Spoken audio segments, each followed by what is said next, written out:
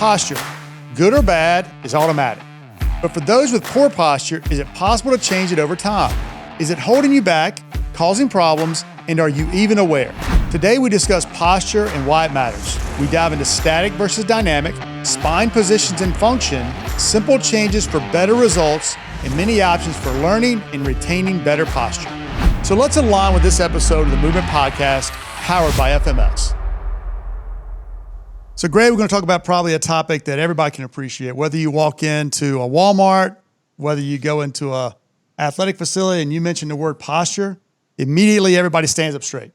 They think that's what it is. And to be honest, I was took a little trip with the family last week, and we were fortunate. We went down to a beach, and weather was great. We're sitting out there, and my kids were out there, doing their thing, and they're actually taking surfing lessons.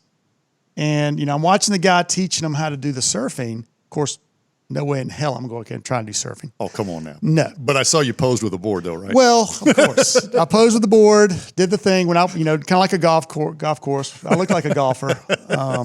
So I did have to look. So, of course, I go out there and, they had a person taking pictures. Okay. A professional photographer, which is awesome. They had a drone, really cool little setup. And, of course, the lesson was all about posture and getting up on the board and getting your feet right and the whole spiel. But the video person took a picture of me and my wife. And of course, I'm on the beach, so I've got to have a drink. So I've got my cocktail there, and I've got my camera in one hand because, of course, I've still got to take videos because the professional can't do it right, apparently, because my wife's like, Lee, get your camera out, take your pictures. Yeah, you're playing the role of dad, not FMS CEO right now. Correct. So I got my beer, and I've got my phone, and the picture comes out, and we're scrolling through the pictures that night.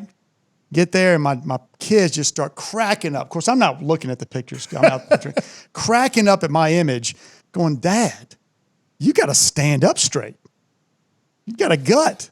And I'm like, oh, man. I look at the picture, I'm like, yeah, no kidding. I didn't realize my posture was that bad. Stand up a little straight, get yourself upright.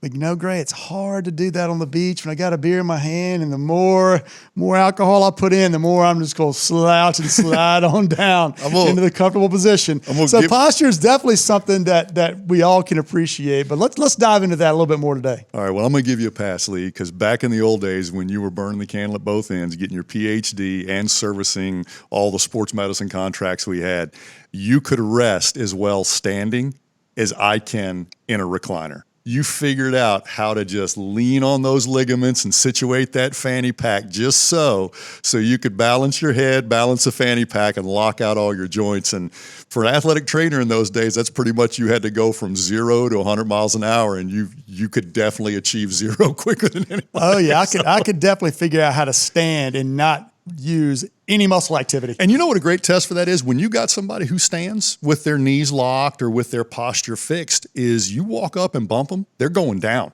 They're not even, just like cow tipping. But to your point, and I want to reiterate that, your awareness of your own posture is only going to be brought to you when you're not thinking about it. We all pose. And then we all have situations where we adopt that authentic posture. It came to me a few years back because on the farms, I got game cameras. And I diagnosed myself. I knew I had a little bit of a hernia. And all of a sudden, I looked at the same spot over 2 years. And, of course, I'm walking through my game cameras doing stuff. And I had a lot of slouch on me. And I realized I was given to the pain. So, if you're not aware of your posture, and we get a bad posture sort of situation for you, and it's not because of pain, then that's where your fitness must start. And a lot of people just start adding movement and agitating the situation. And for those of us that have probably jogged a little bit in our life, I think one of the quickest transitions, if you want to get back to jogging and walking's not enough, is I think walking with a weighted vest is a really quick way to learn about posture. And here's two things. If you've got flexibility problems, that weighted vest is going to feel like quicksand. And if you've got motor control problems, you're actually going to feel better walking just because of the weight. Now, we've got some people that are going to overdo that and put 600 pounds on them. But I think the weighted vest is a pretty good thing, because just with a little bit of weight, or these yokes that Perform Better has that go around your neck, it is a balanced load front and back. It's not a backpack. And when we're doing this for therapeutic things, you will actually find your uprightness with a little bit more information. And we started our journey really understanding how to fix motor control problems early, because we realized in reactive neuromuscular training, if we feed your mistake in a gentle way, you will self-correct. And that's why we've always sort of adopted that mantra that if we can teach the move through feel, let's not say a word, because the internet is full of words that still aren't fixing movement. All right, let's back up and unpack some of that, Greg, because you threw out a lot of stuff that we need to kind of get into, and that's really the precursor of what we want to talk about today. A lot of what you just said, because one big misconception when I started off saying, hey, if you mention the word posture, people just stand up straight.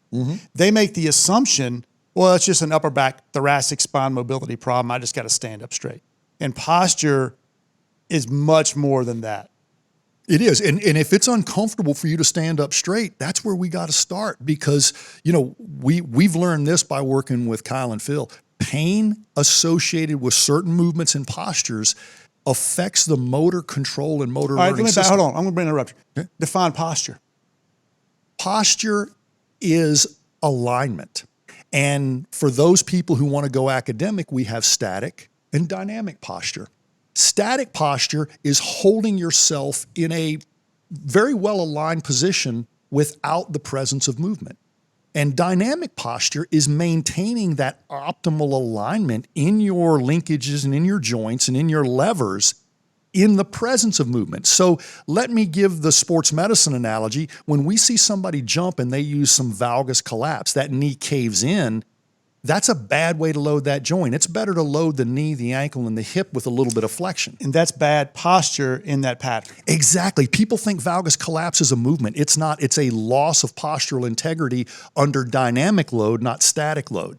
And so everybody thinks they're training static and dynamic posture, but when we see all these little hiccups in movement that we'd like to coach out, no, that is a loss of awareness. And so the first thing we could and should do is a subtle adjustment. So when we see your squat really poor, we can give you a heel lift, and all of a sudden you can at least appreciate for a minute the squat you did without the heel lift and the one you did with the heel lift is a huge difference.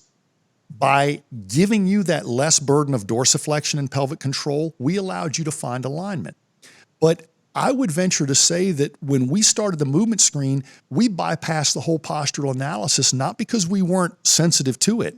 If we caught movement problems, a big reason people have poor movement problems is their starting and ending posture is limited. So they can't find neutral because they don't know where their ends are, or their ends are too limited. And I think there's two kind of ends of that spectrum, if you will, from what you just described, starting with static and dynamic. When we look at screening movement, you know, we're screening your posture, period. We're just putting you through different patterns and positions to see if your postural control can handle those patterns and positions. Even if it's a leg raise, we're still trying to see, can you maintain good postural integrity in your lumbopelvic control while you're moving your hips? And people don't see that or make that connection. Obviously, when you're looking at your upper body shoulder mobility, they make that connection. But all of the things we're looking at, but we're looking at that dynamically. And I think previously, and I'll let you kind of take this and run with it quite a bit here, Gray, is when we talk about static, that is what all the rage was initially. Let's just look at your static posture. And how we looked at static posture back in the day was putting you standing up against a wall looking at a grid. It is. And we actually did a earlier podcast, I think it was season 2, and talked about a lot of the brackets of posture and the way it's discussed. And so if you guys want to get go a little earlier in the conversation, start back at that and come back to this, because now we're really unpeeling this thing. In the older times of looking at posture, those grids were very important for structural problems, right? Scoliosis, kyphosis, torticollis is a rotation of the neck, really awkward pelvic situations. And so a quick posture grid is not a bad thing. Making an exercise recommendation off a static grid, That's fool's gold, because is the right shoulder high or is the left shoulder low? Well, it's whatever one you think it is, and that's 50% wrong. And we don't want to do that. So by bypassing Hold on. Explain that again, because I think that's a very important concept. And I think that's why it's so important to look at dynamic posture. Is the right shoulder high or is the left shoulder low? Well, this is the one thing that I think everybody needs to question. If you're not also standing on a force plate, the shape you're throwing at me. And I love that. My daughters were having a dance party in the house one day calling it throwing shapes. And when we had Kelly on the episode, when we're talking about what the bottom of your squat looks like, all I need to do is see that shape. If I know what the bottom of your squat looks like with your heels flat, attempting the dowel overhead, I got a lot of information. And it's not just information about your posture down there. It's information about the way you got there and did you round, flex, or move at the wrong segment first. It's also a representation of your worst side, not your best side. So the overhead deep squat is a great shape to show me the top of it, show me the bottom of it. But if there's something wrong with it, don't try to fix it from there. There are thousands of other things it could be before it's time to go back and check this squat. Some people could actually not breathe correctly. Some people could actually avoid the position because of pain. Some people could be 70-30 on their weight shift.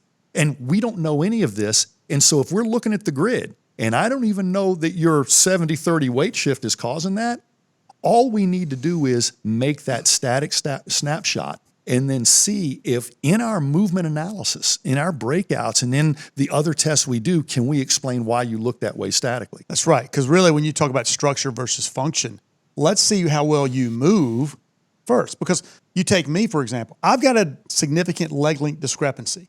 You look at me on a grid, I'm sure you can find things, right? But you look, and it's getting worse today than it was 20 years ago, but I can navigate a movement screen and check the boxes and pass. Yes. We'll say pass. I get a little bit of 3-2 asymmetry, but my body has found a way around that. So my situation, the grid's going to tell you one thing, but my movement tells you something a little bit different.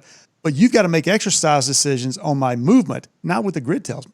Well, I think a cool philosophical statement to unpack is some people move better than their posture and some people posture better than they move. And I honestly think it's where your identity and sensitivity is. I remember doing some movement screens and SFMAs with one of the pro football teams, and I noticed that a lot of these guys, if we didn't slow them down, they'd get a run and start into standing rotation. They would use momentum. And a lot of good athletes do. They're so pre-coiled and springy that a little bit of momentum makes their movement look better. But that's not a good default place to be because stiffness changes over time, tissue temperature, and fatigue. Whereas motor control, that is consistent. And so I think the athletes that can fatigue the quickest in the exact same competitive endeavor are those who are least efficient, right? And mobility and motor control problems both cause that. So if I catch you on posture, the very next thing I want to do is find out, are you here because of pain or range of motion limitations? And if you aren't, it's great. You're right to RNT. We can actually start giving you loads or complexities like a balance beam, a bear crawl, self-limiting behaviors, and you will zip up that bodysuit into a better shape for most of the activities you get in.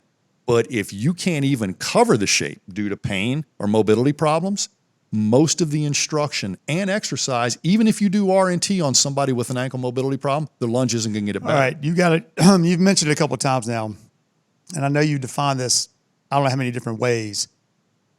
RNT. Reactive neuromuscular training, and it is nothing new under the sun. It is another way of talking about a thing, PNF, another three-letter word, proprioceptive neuromuscular facilitation.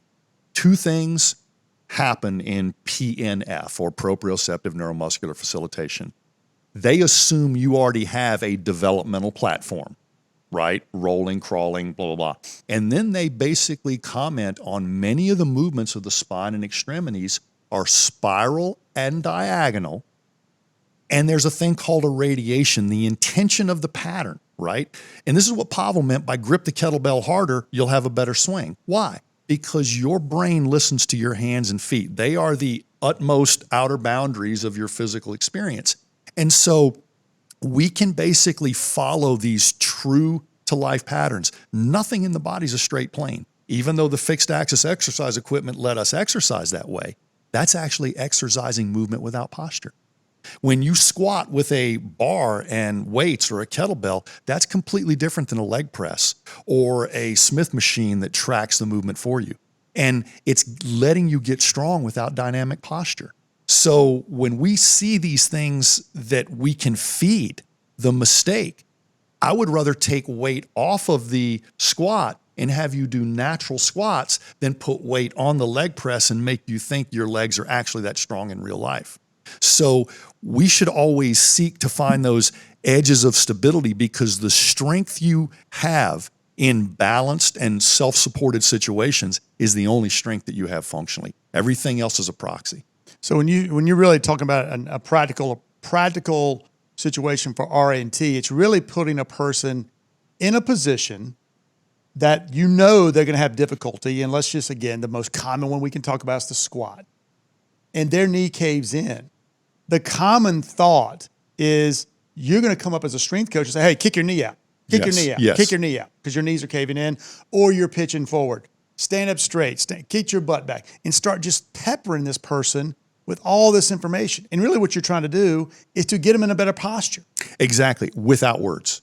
And that Right. is the way I handcuff myself, because we all can bullshit. You don't learn that way. Huh? You're not going to learn You that way. absolutely don't. You got all the way through your developmental progression before the language of movement was owned by you. That means you own these patterns before you own the ability to talk about them. And maybe you should reintroduce these patterns in a purpose-driven way. I know we get a lot of data out of, I think, South America on you can actually predict how long somebody's going to live and the quality of their life by how quickly they can get up off the floor. So much so that I think a physician is actually using this getting up off the floor as a sort of gauge. The problem is, when we find that to be a problem, do we just say, keep trying to get up off the floor?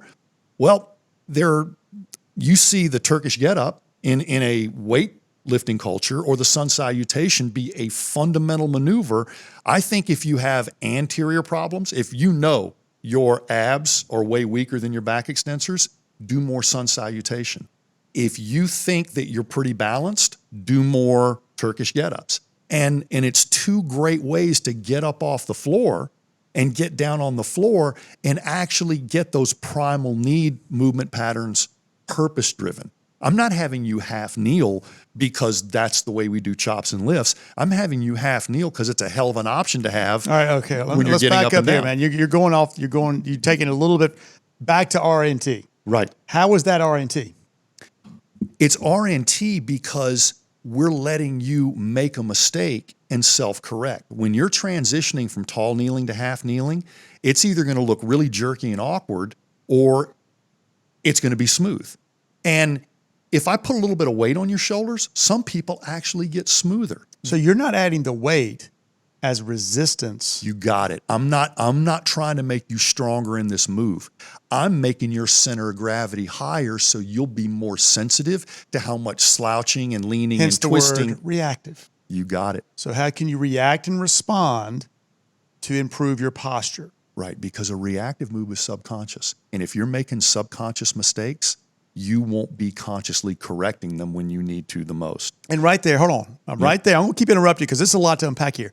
Right there is the key. That is the most critical aspect of what you're talking about here, Gray. It's subconscious, because that's how we learn. None of what you're talking about are things that we shouldn't be able to do. Right. But we've lost the ability to do them. So if all the coach, the professional is doing is yelling at you or telling you what to do, that's just, and I've heard you say it, just is noise coming in your ears. You can't process it. Yes. But if you would be quiet and say, hey, put this on your back, or one of the best things that I saw you do early on, this is probably the mid to late 1990s, improving someone's squat, you would actually have them take back then I don't even know if we had kettlebells, a dumbbell, hold it in front, and you didn't do this as a goblet squat. Hold that kettlebell or dumbbell in front. Yeah, it was extended out front. And when you lower down your squat, push that thing out. And all it was a counterweight. Yes, it was a heel lift It was from a heel different lift. direction. Yeah. And then when you got to the bottom, put the weight down, breathe, control everything, stand back up. And the posture would immediately improve without you saying anything other than when you feel like you're off balance, push that weight away from you. No, that was just a trick to fool the body a lot of times. Remember, And that's what RNT is. right, the leg lowering progression, laying flat on your back and propping one leg and moving the other one up and down, once again, allows you to sort of get into a position backward. But I came in your office maybe a week and a half ago, and we were just doing our little morning bitch session about each other and the people that don't understand us. And I said, I got a great tagline: hack your answer, but grow your solution. And you're like, I don't get what you're saying. And if you got to explain it, it's not a good line. But I think it's appropriate here because the people that we work with, the people that are working with our listeners can get the answer about posture anywhere. You can get the answer about movement screen anywhere. I mean, we're out there. Good ways to look at movement are out there, but you can't hack your solution. And what we had to learn is the hard way. Sometimes we got to meet people at rolling, right? And just do some stuff with breathing or having them find their axis or just doing something to meet them where they are and to realize they got a little bit more control of movement than they do. So what you're really saying, Greg, when you take a person who we got to improve their posture, sometimes the best way to improve their posture is to regress their position or pattern. Exactly. Most people, now this is a very simple thing, but I could walk around to every gym and PT clinic in the country and catch a lot of people. When we see a faulty pattern, we assume we should reduce the load before we reduce the posture. And we should always reduce the posture first, not because Gray Cook and Lee Burton say it, because that's what nature says. But hold on, you're talking about a different posture now, I think. Well, if a baby learns to walk. Let's say maybe position, right? Would you say position? Well, because you say posture. Let's take it through the posture. Okay. All right, you're talking standing. Right. From standing, you're going to go to half kneeling. Right. From half kneeling, tall kneeling. Or squatting. Squatting. Right. You're going to go to crawling. Yep. Hands and knees. Yep. From there, you're going to go to on your belly. Rolling. Right. Rolling. Right. So I've always said posture, probably if we're having to define it for the third grade class, tells me a lot of the position your spine's in. Horizontal, supported on the ground, that's going to be laying. So all right, back to your thing. I'll keep you on the right track because I think this is great. So when you say regress the posture or position, Right. it's don't take weight off the person or add weight or whatever. Go from standing to tall kneeling. Let's do this. When you and I would have an athlete and the movement screen said their lunge is their weakest link, they got a failing move on one side, a one on one side, and they're perfect on the other. We would not give them lunges. We would take them to half kneeling, which is the destination of a lunge. A lunge starts in standing and actually winds up in half kneeling if you take it to its end. In half kneeling, we would throw them a tennis ball. We would have them rotate with a dowel. Which is RNT. We would have med ball catch, or we'd have them do chops and lifts on their own. And all of a sudden, because the destination of the lunge became more secure, familiar, and actionable, the path to the lunge, all the rocks got cleared out of the road. So we would look at those signatures with squatting, just like you said. We just went and worked on the bottom of the squat, but we would have never worked on a squat without making the lunge balanced out, because the squat is just an aggregate of a unnecessary weight shift that we could easily see somewhere else. When we got to the hurdle step, we would do things to preload the core just to let you realize you got a lot of other options other than wobbling around and hunching over.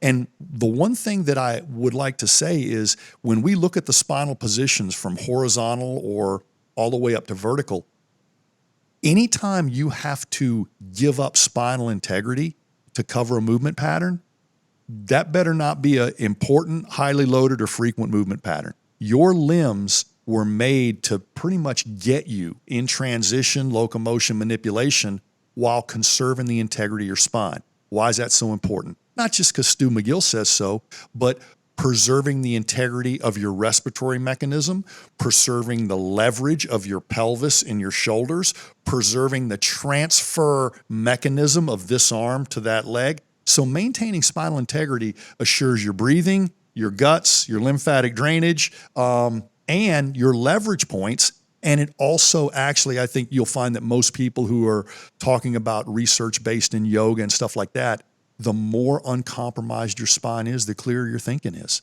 because we're not kinking the garden hose where your brain talks to the rest of the body.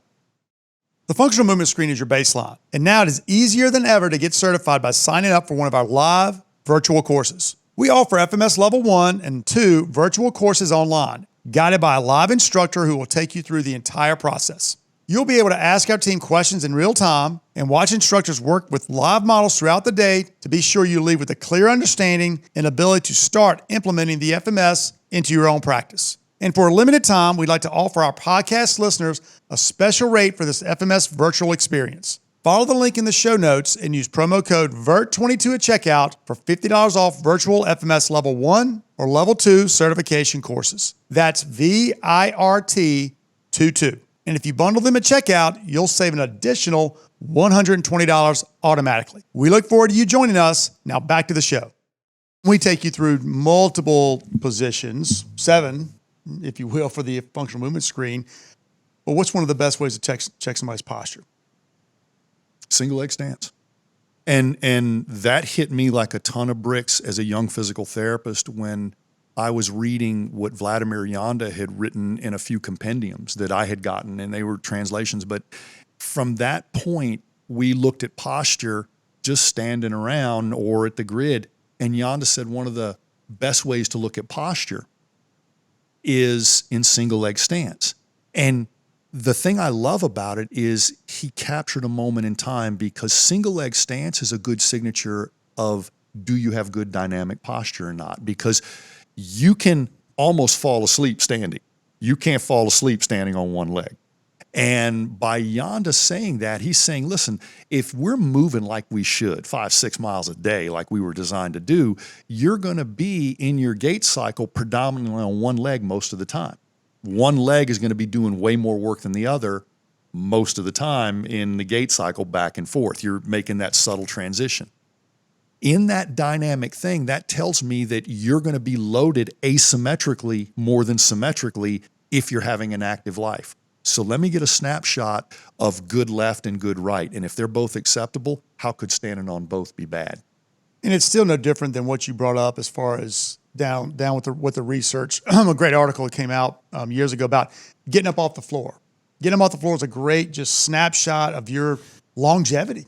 You know, your just overall health, in my opinion.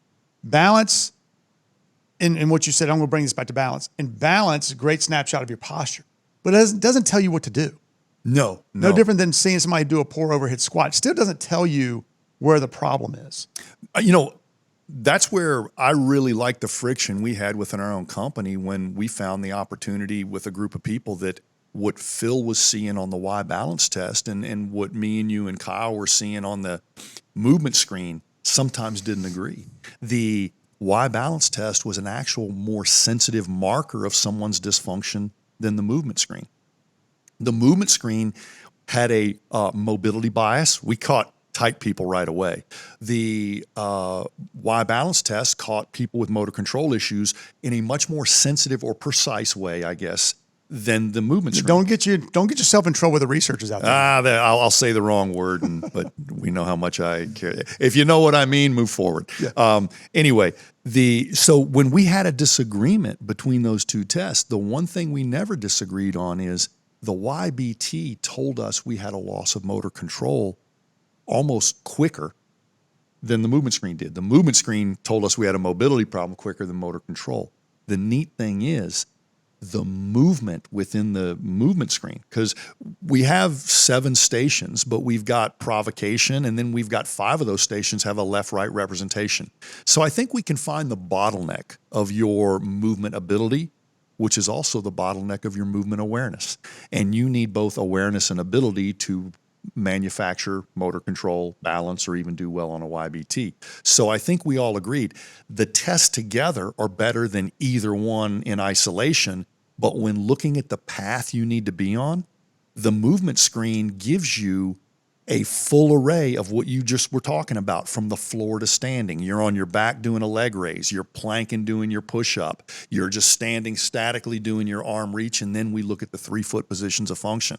that's pretty much getting up off the floor. We represented every posture and pattern and had some intentional redundancy in there. So we're going to catch you getting up off the floor because that's what the movement screen is trying to see without asking you to get up off the floor, because we can be more reliable that way. That's what. And that one is. of the things we talked about, earlier in this discussion is the problem with people just trying to fix posture by giving you a balance, obstacle. Stand on a BOSU, go do something that's just going to force you off balance. Because your problem, if all you do, and this is one thing that's been irritates me over the years, is if all you do is an overhead squat, great. You got a snapshot of their squat pattern. And if you do really poor, the only thing it tells me is don't load the squat. Don't really tell me anything more than that. Well, your balance test, hey, stand on one foot, and you should be to stand on one foot without tipping over for, I think the research, again, about 15 seconds, whatever, right?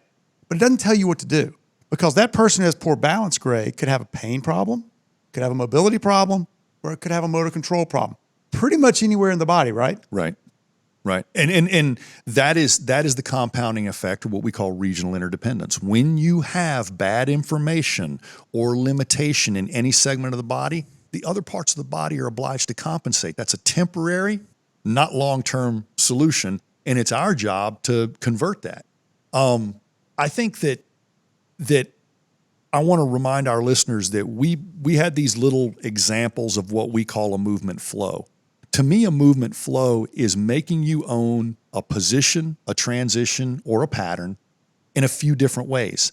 And I love playing this little game with a group of people, and I think our listeners should try to play this game with themselves, the coworkers, and maybe their clients. But we take the cut in half foam roll, so it's a speed bump, and we do one of three flows. And I let you put yourself in the group.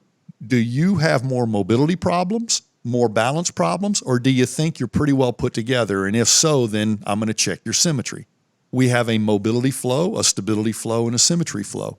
The neat thing we do is we don't have to check posture in the beginning. We take a balance signature, and we did that in our little studio downstairs with a motor control screen on Kyle Barrow, you, and Jessica, my daughter. And the neat thing was that snapshot of your balance demonstrated that each of you improved your balance. Your dynamic posture and balance are the same freaking thing in a single session, confronting that obstacle that you knew you had. You knew you had a left-right difference and a balance problem. Barrow knew he had stiff ankles and a little bit of a core issue. And Jessie was really, really mobile, but knew she wasn't racked and stacked and symmetrical. And so just by creating a little bit of friction, forcing you out of your comfort zone, but well within your ability. RNT. There you go, at the edge of ability in a rich sensory environment. I don't think I can say it better. I can demonstrate it 1,000 different ways, but as long as you're following those two rules, you will actually meet somebody where they are. The only unfortunate thing is I think a lot of you guys are doing that, but without setting a baseline at the front end and back end, you can't tell them how good sniper you are, or you can't learn how to be a better sniper when you don't. Right, and some of the words you're using there, that word awareness keeps popping up, and I think that's really, really important, because that again is at the foundation of RNT. That's what Costa Rica gave you, and that's what my game camera gave me. The snapshot gave it to me. I'm not sure I fixed it. But the thing about even looking at that image of me in Costa Rica, my kids laughing and everything, it didn't bother me one bit. I know the issues, but they come up. I've seen this, and someone actually sent it to me, and you and I both get equipment sent to us all the time. And there's this little piece of equipment. I use the word equipment loosely here, and you put it on your back, and you basically, it's like, I think it sticks on your back maybe, or you put it on your shirt or whatever. And as soon as you start to lose your posture, it pings you. Basically makes you, okay, stand up straight. Well, you could put a book on your head and do the same thing. But, okay, my situation, because I've got great mobility in my upper back, it wouldn't bother me one bit okay, great, stand up straight. What if somebody has poor mobility in their upper back and they're hunched over? Then by the end of the day, they're going to sprain something.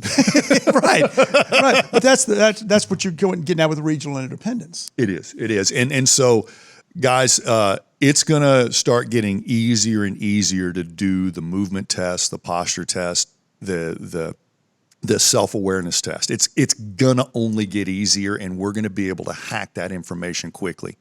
Don't assume that you can hack the solution. we've got to grow it. We've got to meet them. Back to your complicated little thing. Yeah, we got to meet them where they are. But that's how you get the subconscious activity overwritten. Remember, bad habits write a deep groove in your movement thing, and it takes a long time to overwrite that. As a matter of fact, I think that that most of the theorists out there now say we don't really break bad habits. We simply adopt new habits, and by the frequency of confronting that, we override it. But many of us, if we quit training, if we get sick for a while, if we have a lot of stress in our life, we do default back to those bad habits and those bad patterns. And we'd love to hack them away, but they don't. You just got to get aware of them, and you can get aware of them quicker than you ever have before. But changing them is still about behavior modification, lean against a standard, use objective information, and make sure you're becoming self-aware. Those beeps, yeah, we use those for everything now. We have hydration monitors, we've got, slouching monitors, but the whole point is, if your Oura Ring or your device doesn't teach you how to do that which you do poorly better in about a month, so you're at least a little more self-aware. I know when I have good sleep and bad sleep now without the feedback, but it was really cool getting the feedback as I was growing better habits to sleep with. One other thing I want to say is, we've talked about how to make posture better. We've talked about nonverbal cues. I think weighted vest, yokes, carries, tall kneeling turns. We've got videos about that on the web. And then just rolling around, crawling around, doing ground brace stuff. Hanging, brachiation is a great way and a posture we rarely think about. But we've learned hanging. All right. Describe that, because I think everybody gets turns and things. When you say hanging, brachiation, what do you mean? Well, what I mean is, I think you and I, quite a while back, appreciated carrying things and lifting things are two different ways to train your body, and having good carries before you lift really solves a lot of problems you're going to enter into. Well, how many of us get out on the bar and try to rip out pull-ups or something without first getting competent just hanging, comfortably hanging from your arms extended, and then maybe flexed arm hang. It's no different than what I said about the lunge. Owning your half kneeling chop or med ball catch is like owning your hangs. What is that? Why brachiation though? What does that mean?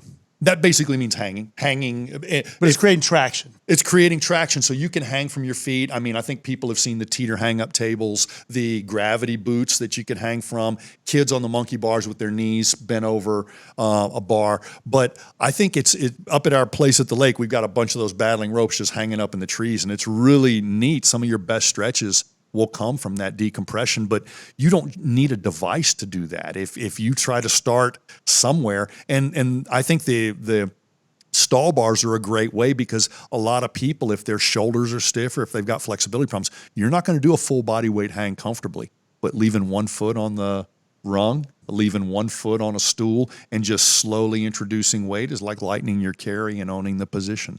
But the only other thing I wanted to say is, when we work with people or athletes that wear gear and equipment that change their center of mass over their base of support or offload them. I know a lot of guys who hunt or hike got backpacks. I know police officers have a lot of weight on their belt, and it changes the way they got to sit and move. And then I know the firefighters we work with, they got air tanks up on their back and stuff like that.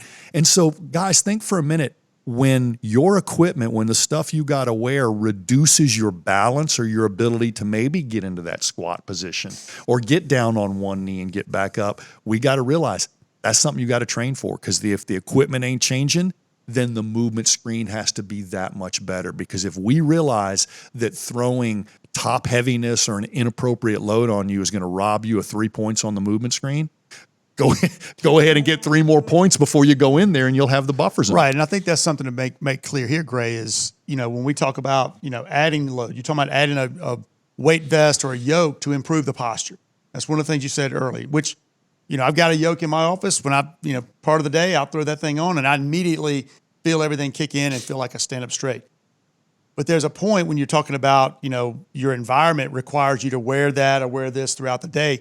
How much does that change? Because now your brain is almost accustomed to that. Yes. So now you've almost developed a bad habit. around that. And I think when you start talking about, and I'm going to kick this back to you to kind of walk through these two scenarios. You take a person who does well on the movement screen, 18, 19, does well. And if you don't know the score on the movement screen, that's pretty good, right? Great on the movement screen. No pain, nothing. You pass. You throw the backpack, the air tank. Yeah. You throw the air tank on, you throw the belt on, because if you're a police officer or ruck, whatever it is, we screen them, and we know the numbers. We've done enough in the military and fire service to see this. We're going to drop your scores down a little bit. Great. Okay, what does that mean? Question one, what do we need to do? That person who scores well on the movement screen, the scores drop. What's a significant amount of drop, I would ask? 2 or 3, okay, fine, you're still pretty good. Then you take the person who scores really bad, who's got major limitations, major dysfunction, still no pain, because pain's a whole different scenario. They drop another 2 or 3 points. How do you deal with those two different? What does that tell you? One's good, their scores drop. One doesn't move good, and their scores drop. First, I'm going to try to lean on the data. If you've got a lot of optimal scores on the movement screen, and your equipment that you got to wear for your environment knocks you back to a 2, that's still a passing grade and not really associated with huge risk. If you've already got a 1, you're at risk. Adding something more only magnifies that. If you're barely across the pass, if you got a bunch of 2s and your equipment moves you into a dysfunctional category, we either got to deal with that and accept it, or we've got to basically create the buffer in you. A lot of times we've learned that maybe we do need to modify the equipment. Maybe we do need to lower the center of mass. Maybe we do need to get them in different footwear. But until we make those adjustments, the best thing you can do is be self-aware that you do have limitations and that you do have options to scrub those away. And that's where I'd like, a lot of the people working in our profession to really consider how much more is on the table with this awareness, posture, movement thing than ever before. And creating that buffer is really where you and I started with the NFL guys. We knew not only do they wear equipment, there's going to be 100% injury rate this year. The better buffer we give them means when they meet their next injury, they'll have less of a musculoskeletal inefficiency or burden with other benign mobilities and stabilities that are either going to cannibalize the new injury. Because if you're already stiff, all right, in your low back and you blow your knee, then you're going to be going under knee rehab with inappropriate knee motion and valgus collapse, covering the stiffness of your back. That's a bad habit, totally ingrained in your subconscious. Which is what the brain, is going to have to do. Specific example, we've had him on, and we talked to him quite a bit. Mike Contreras. Yes. Mike Contreras works, he's a firefighter, but he also works with a group of electrical workers and the guys that climb the poles and works on the high wires, right? And they have to wear these specific boots. And these boots, in essence, lock up your ankles. And we know a lack of ankle mobility is a problem. But we also know that these guys have to wear these boots for safety purposes. So to your point, knowing that their lack of ankle mobility is what they're working with every day as soon as they lace up those boots. So in your scenario, we need to make sure when they're out of those boots, we give them as much ankle mobility as possible, right? Exactly. Because boots can slow down your ankle mobility and limit the in ranges, but better moving ankles really actually express themselves even in boots, even in high top sneakers and stuff, that we know that. So the fact, I think we've got some experience in the NHL. Those guys don't move their ankles because they're in skates. But the neat thing is when we see ankle mobility problems, the ones with ankle mobility problems have more knee problems, right? So you're not always in the equipment, and that's the time to really explore your options, because people who have cleaner, more symmetrical movement screens have more options when they are on slippery surface, when they are on slopes, when they do have asymmetrical loads, and when they are top heavy. They just got more, they got more options, and those options are actually subconscious. So really what I'm kind of hearing you say, and what I would say, just give them good movements. with that, just make sure they can move well without the equipment, period. Because if they don't, you have a problem. Because we know that whatever equipment you lay on top of an individual, especially whether there's skates, whether there's boots, whether there's, something wrapped around the waist, it's a good chance over the course of an 8-hour workday, it's going to decrease their movement screens. And if you lace up boots and skates, we know it's going to decrease their movement screens. But we got to make sure that before they put those things on, they're moving well. No, that's a great recommendation. And we've mentioned a lot of equipment here. Using the vest for a good long walk on natural terrain, that's a great thing. There's no reason to get really freaky and put a breathing mask on with a vest and get on a balance beam at the same time. If anything, if you're going to restrict your breathing and try to maintain your posture, you're going to be on a balance beam, doing bear crawls, doing vest. Let's do one modality at a time and see what you learn from it. Just putting on the weighted vest and actually not taking a walk, but trying to do a sun salutation or go from sitting to tall kneeling to half kneeling to squatting to standing, getting up and down with that weighted vest actually will make it better. You're working at your standing desk, you put the yoke on, it feels better. If you do something and it feels worse, there's a good chance you got a mobility problem. And if you do something with that extra load and it feels better, that self-awareness actually improved your motor control. Those are easy things to sort of vet out. The only thing I will caution people against is we got a lot of tricks out there. Doing it without the baseline is still just a party trick. I know a lot of people that watch me do the toe touch progression and will get somebody touching their toes. It's better to do it when that can also render better balance on a balance beam or something like that. And I think this was where I can wrap it. I learned so much from going back on the road and teaching the FCS and finding people in our movement screen and fundamental capacity screen with single leg stance problems.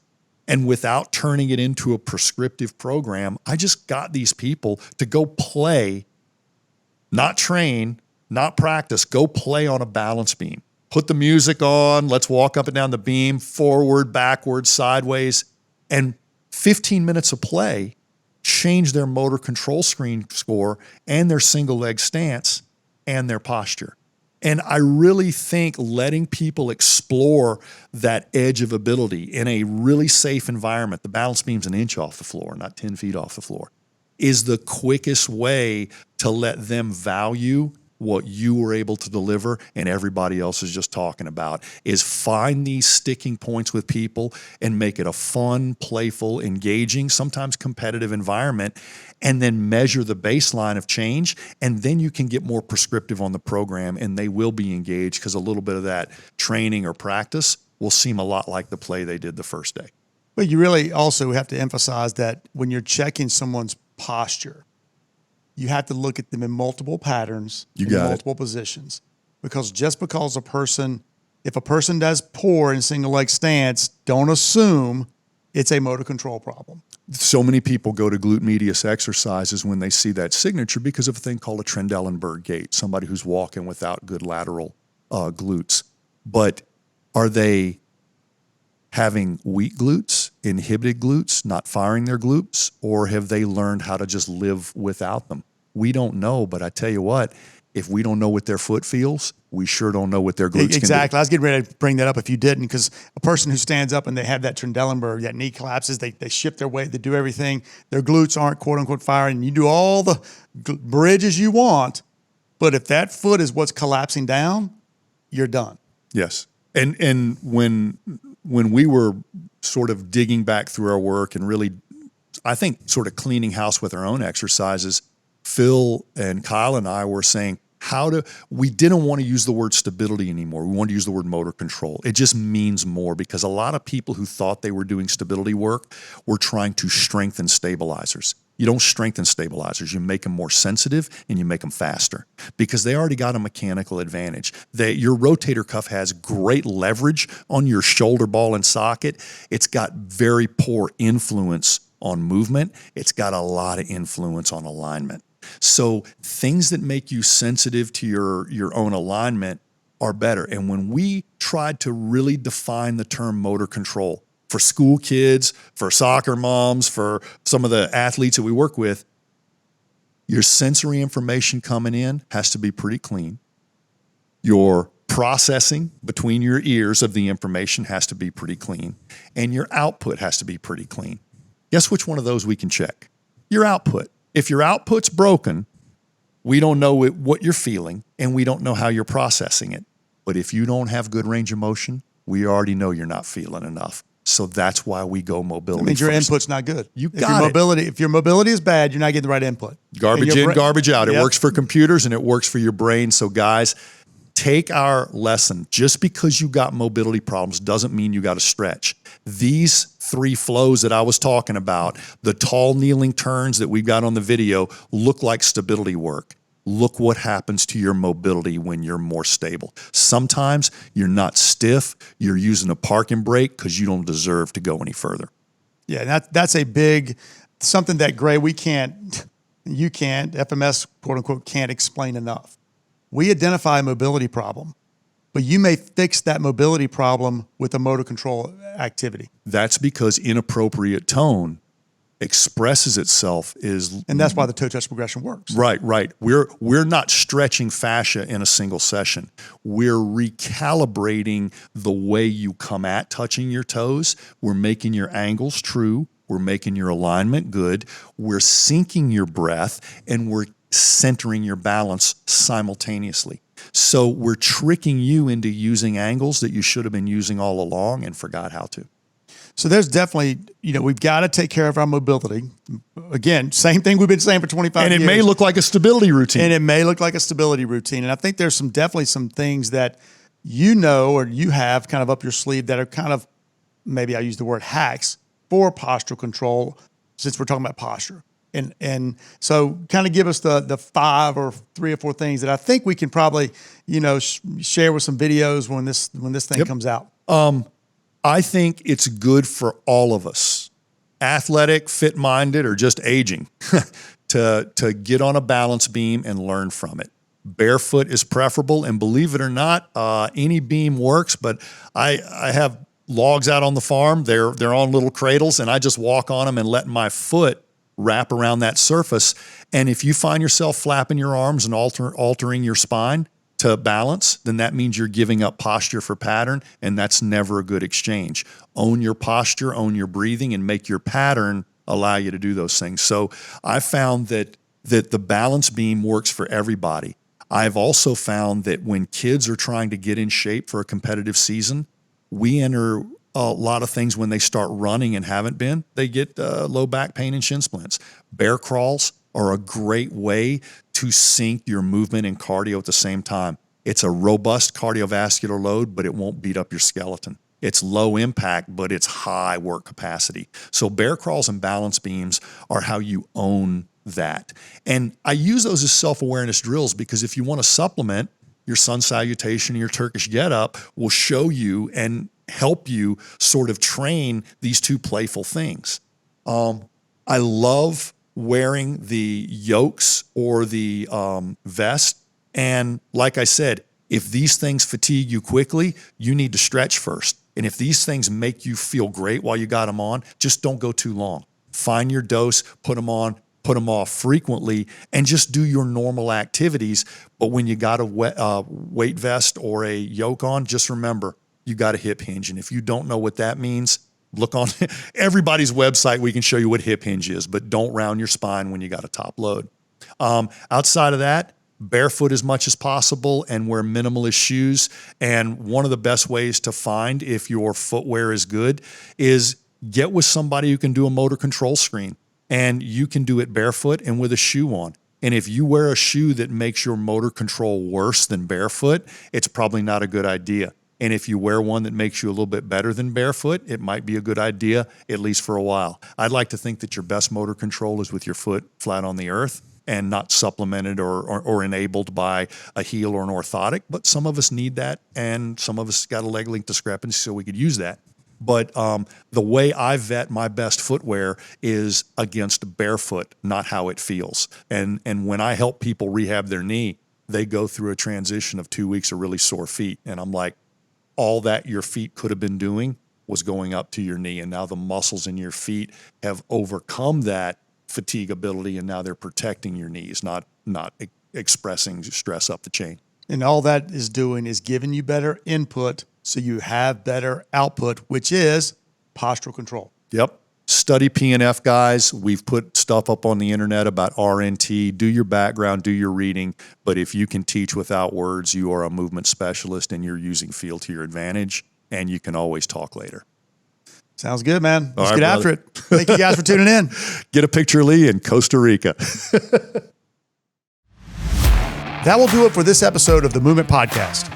Thanks for listening. And if you liked what you heard, please take a minute and subscribe and review. If you want to learn more about our system and take the next step in your own movement journey, visit us at movementpod.com. Until next time, be sure to first move well, then move often.